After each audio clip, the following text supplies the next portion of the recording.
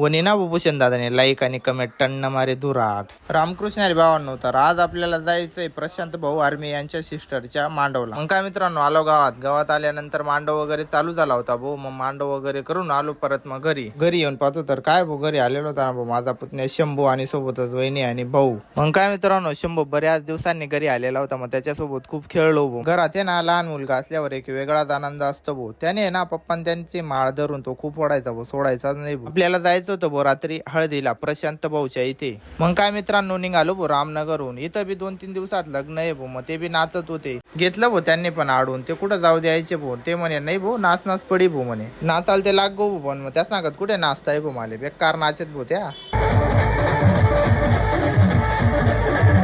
ना. म्हटलं भाऊ येतो उद्या, आज तिथं जावं लागेल. मग काय निघालो प्रशांत भाऊच्या मळ्याकडे.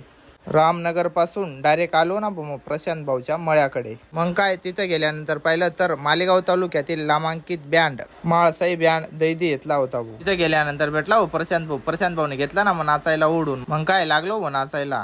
सगळा मित्र परिवार आलेला होता आणि सगळे पाना कसे एका लाईनीत नाचू राहिले. लग्नात नाचायची मजाच वेगळी असते. नाचून वगैरे झाल्यानंतर पाहिलं तर मालेगाव तालुक्यातील टॉपचे ब्लॉगर भूषण दादा बच्चाव यांचे आपल्या ब्लॉगला कमेंट आलेले होते. तर मी भूषण दादांचे मनापासून धन्यवाद व्यक्त करतो. आणि तुम्ही कधी करतायत लाईक, शेअर आणि फॉलो.